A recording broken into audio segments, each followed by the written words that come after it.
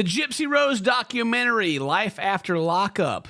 It's actually pretty wild. We're finally going to see the story of what's happened leading up to Gypsy Rose's divorce with her husband, Ryan. Kind of like, well, you know, some of the seeds that go on there, like kind of how her release from prison was and kind of all the things that happened. And yeah, it's me and Mary watched through it last night, made some notes.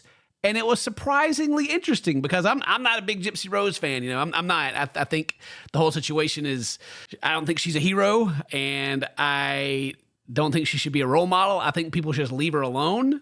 But we'll watch it anyway, you know. So buckle up. So kind of start the whole episode off. She kind of gives the recap of like the case and you know what happened, and they're interviewing her, and she's going back and telling how she met a guy and how he started saying that you know he could kill her mom for her and do all this stuff, and it kind of just leaves out the entire part to where like they planned the whole thing together, or you know any of the thing. It kind of just skips over anything that makes her look like she had anything to do with it.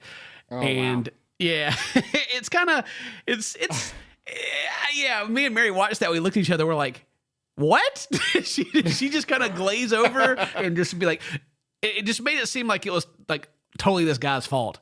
Yeah, you know? Yeah. Who's still in jail, by the way. Like she's out, but he's you know he was the one that actually did the murdering, so he's still in. Right. Is he getting life? Was his sentence life? Yeah. So yeah, he got first-degree murder, life sentence without parole. Wow. Yeah. He's gone. Yeah, and so he pled not guilty, and so did Gypsy Rose. Also, they both pled not guilty. But she was part of it, and with all the evidence and the planning and all that stuff, she had to go to jail. But she wasn't the one who actually, you know, did anything. And did the deed. Yeah. So a question I had is why, you know, after going through all this, why would Gypsy Rose want to do this documentary? Like she agreed to it before she even got out, and they asked her that question in an interview, and this is her answer. I want to be a survivor, an advocate for people that have been through what I have been through. An advocate for who? People who plan to kill their mom? Like she left off murderer. Who's like her? Oh my God! Now I understand.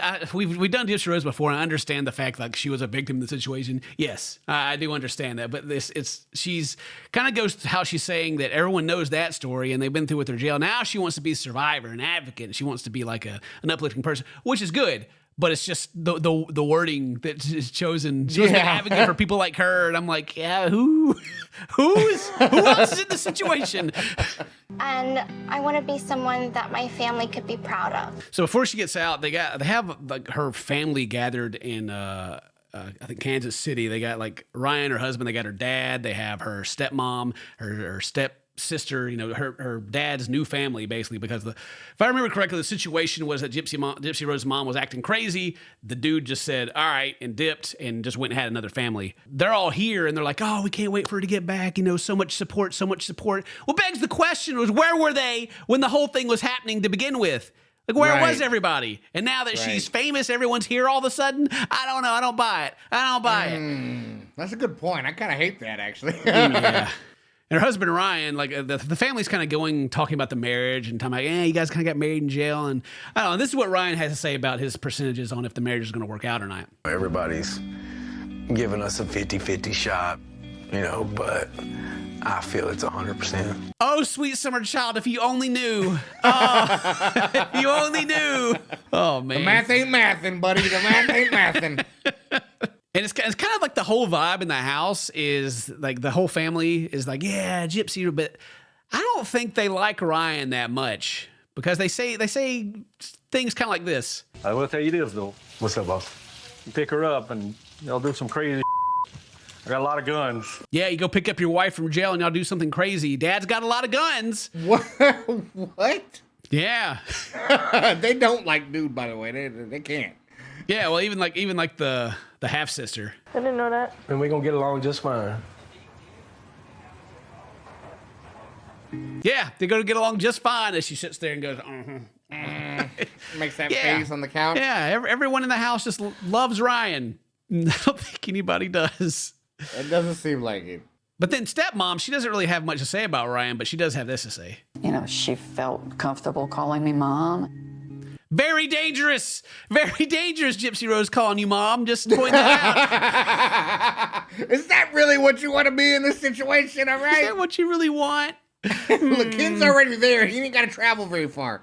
Or Ryan. Well, it kind of goes like the mom talks a lot about how like, when you're a mom, you got to protect and you love and you protect. And like just kind of she's really playing into like she's this big support, which maybe she is now, but it just always begs the question of like, where were you before? Where was all this support before she became famous? You know, what's going on? Now, I don't know much about the mom, but who knows? Maybe the mom was just, keeping her from everybody, but I don't know. But her dad does talk about kind of about that a little bit, and he talks about his regrets. I could have done so much more. Dug in a little deeper, The dad in general just kind of says that he should have done better, In hindsight's 20/20 kind of thing. He just neglect. He just didn't. He was like, nope, I'm out. So at this point, Ryan leaves the house and he's going to go pick up Gypsy. And the whole plan is for him to go pick her up from jail and take her back to this house to, they're having a party and meet the whole family, right? She's so good. I love her. That's my wife. And the whole trip, he's going back and he's like, man, I love her so much. She's so great. She's so wonderful. He's got an heirloom wedding ring ready for her to give to her when he picks her up. God, I've been waiting for this day for 3 years. It's finally here. Nerves are just...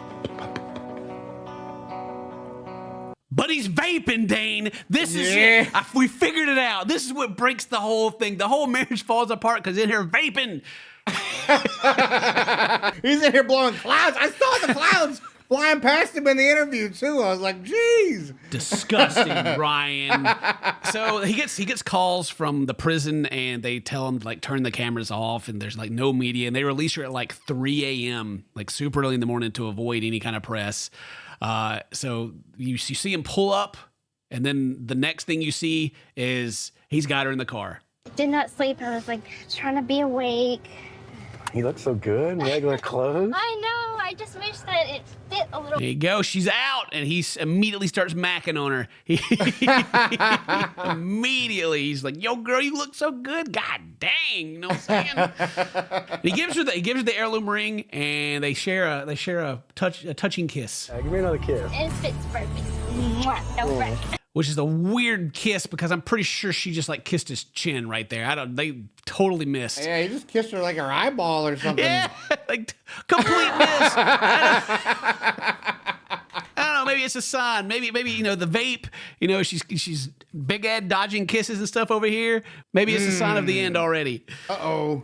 So they get to the hotel room and they just kind of awkwardly stand there and look at each other while the camera crew's still in the room with them, filming all their intimate moments that they're having. And he offers her some cold McDonald's fries, which she eats and tells him they're delicious.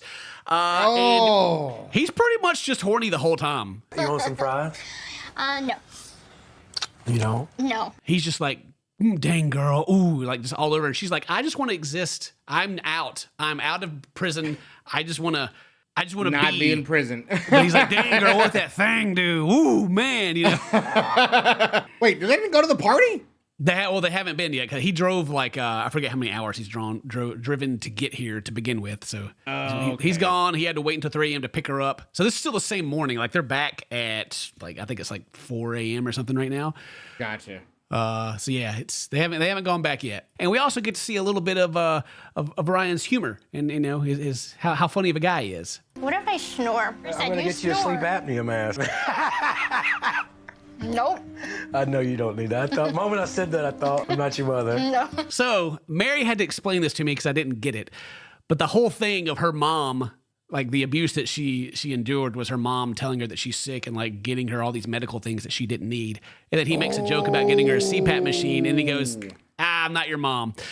Oof. Oof, wow. Ryan. Ooh. Better hit that vape again. Golly. Yeah, hit that vape.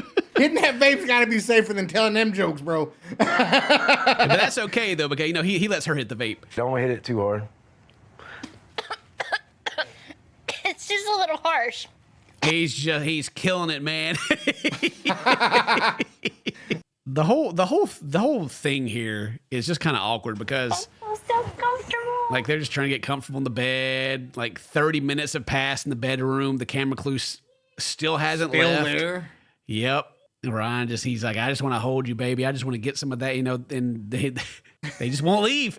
Yeah, you got to kick them out at some point, right? Like, geez. Yeah, well, eventually they do. And then we get to the following day. How do you text people back? All right, so you click on So yeah, the following morning, she learns how to text message people, which was another part of that. I went, oh, that's right. I forgot she doesn't know how to do any of this stuff. She doesn't know how to text people. But the burning question is, did they smash? Oh, last night was great. Great. We got to. We got to consummate our marriage. Oh yeah. They got to. Oh. Yeah. Got to talk about it, All right. It cuts me, you know what I'm saying? Ooh, boy. And we know from her posts on Instagram that the D is fire, apparently. Oh, yeah.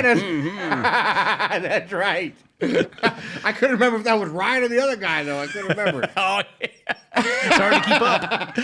There's a part where she's got he got her some boots or something. They don't fit. And she keeps talking about these boots this whole time. And she's like walking barefoot. And apparently there was someone here taking pictures of them. The pictures of them out front they were leaked online when she was out. So there's a leak of where they are already. And that comes back later. But aside from not knowing how to text, Gypsy also doesn't know how to put chapstick on.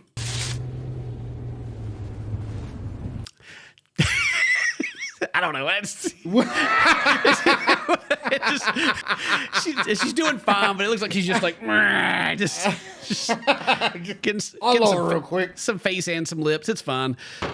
So there's the boot she's got. You finally I'm huge. finally get to see her boots, and they're just like Those? yeah, She loves those? Yeah, well, they're too big for her, and they're going into the store to get her some more shoes. And funny enough, who's here waiting for him but a bunch of people with cameras?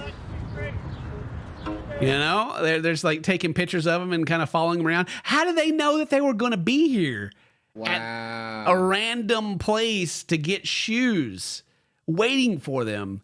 It's almost like there's a leak. Maybe they're doing it on purpose, or maybe someone on the production crew that's filming all this is telling them where they're going to go. But they're kind of weirded out about it, and like there were pictures of them leaving that were on Instagram and stuff of them leaving this store actually. Bought these new shoes. Yep, and they're kind of like following them and asking them questions as they leave, and they get in their car and they go. But it's not over yet. Being the media and the paparazzi, they start following them down the road. They just got a bunch of people behind them following them wherever they're going. Oh my gosh. To where Jerron is like, he's mad about it, and he wants to try to lose him, and he starts like speeding up, and Gypsy's like, just drive safe, dude. Just chill out, just drive safe. They call the parents and the back home, and they're like, these people are following us, and they're like, all right, well, just get here. We'll open the garage. You can just pull straight in the garage. We'll close all the windows, whatever. You know, it's fine. Yeah. Just the whole thing of like how they even. I'm almost suspicious that it's just part of the crew anyway.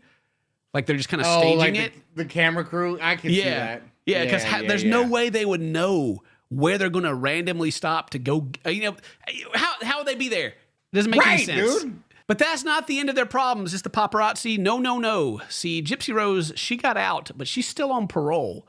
And she's got to talk to her parole officers. And they give her a call. And she's actually got two sets of parole officers, I think. She's got whatever she is right now. I think Missouri, she's under their jurisdiction until she leaves and reports to the other parole officers, which I believe they're heading to Louisiana. So the ones, our current ones, give her a call. Where are you going right now? Is We got notification that you're going to a Chiefs game this weekend. Is that correct? Yes, that is correct. So she's planning on going to a Kansas City Chiefs game. She's going to see her family, go to a Chiefs game, and stay there for the weekend, and then go to Louisiana after that. And apparently she had talked to the parole officers, I believe in Louisiana already, and they're like, okay, cool, you know. But her current ones, Not these guys. yeah, these guys are like, what are you doing? Like, what's the plan here? And they let her go at like 3 a.m. They've only had like a couple hours of sleep. And they play phone tag back and forth quite a bit. But the situation becomes that they give her an order to go directly to Louisiana and do not stop.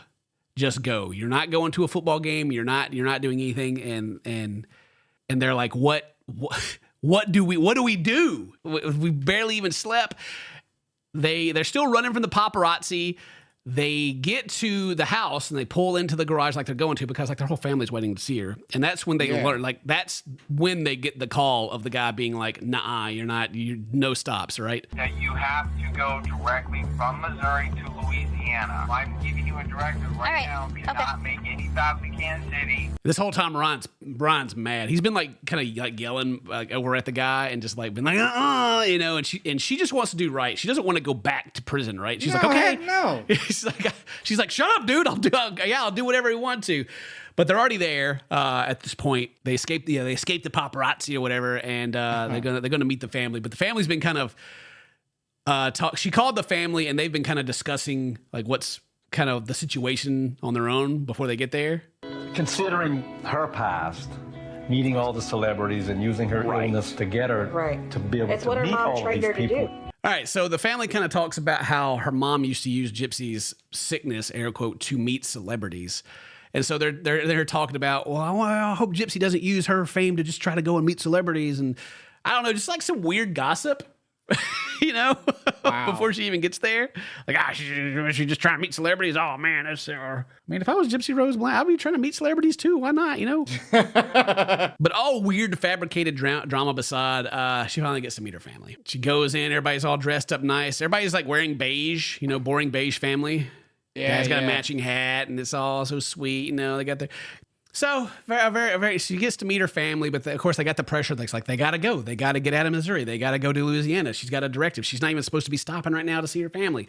They got to go. But then she gets another call. Supervisor sending something to Missouri, letting them know that we don't have anybody that can really process you until the 3rd. So the Louisiana people call after her lawyer actually calls them, because he's there when she shows up. He calls them, and they're like, we don't even have anyone in the office for you to report to. So we're cool if you want to, you know, we're not going to put you in violation or anything. You're good. We're going to talk to the other guys, right? Okay. Well. Oh no. Dude, get out of Missouri, bro. Get out of Missouri. 30 minutes later, Missouri calls again. They're not done with her yet, Dane. Understood what I'm saying in regards to having to go straight from Missouri to Louisiana, correct? Yes, I understand. So after she gets told that they're okay with it and they're supposed to talk to him, they call her again and say, no, you're supposed to be going to Louisiana. Nuh-uh. Oh my gosh. No dude. way. I'm mad for her. Yeah, so it just seems like they just, like, they're worried about, I don't know, media or whatever. I don't know what they're really worried about. It seems like they just want her out of the state. They just want her gone and not have to worry about her anymore. Exactly. They don't want to have to worry about her at all. Yeah, to which the lawyer actually brings that up. So the issue is you just want her out of the state of Missouri. The thing is that we need to make sure that she needs to be where she needs to be at. Yeah, so it's kind of just like back and forth of like, you just want her out. They're like, she needs to be where she needs to be at. And the dude's like, nobody's there. Like, they told us that they're not going to be there until the 3rd. Because it's like at the beginning, I think it's the beginning of the year, right? Yeah. Like it's like New Year's is happening at this time. And nobody's there. And they're like, whoa. Oh, gosh. And it's just like, she just keeps getting pulled back and forth. It's a stressful situation. Like Gypsy, she gets really upset and goes locks herself in the room, and they have a big cry. And that is where the episode ends. But, Dane, it gives us a sneak peek of what the future holds for the season. Ken checked in. What? If something happens with Gypsy and Ken, it's going to be your fault. He's trying to weasel his way back in. And now they start talking about Ken, the guy that she eventually divorces Ryan for and gets back with. He starts trying to weasel his way back in. Weasel his way back in. Yeah. I'm very happy with you. I just think that I would be happier somewhere else. Don't call Ken. Probably already talking to him anyway. Ooh. Oh! Ooh. And he dipped out. And he dipped out. Y'all.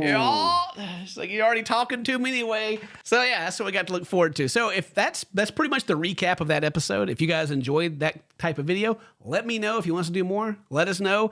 Doing it this way kind of avoids a lot of the copyright issues we'd run into doing something like this. Hopefully we still don't get any, but let us know what you think. Leave a like, leave a comment, do all that cool stuff. If today's your birthday, happy birthday. Say toast, my friends. I love you. See you next time. Bye-bye. He starts trying to weasel his way back in. Weasel his way back in.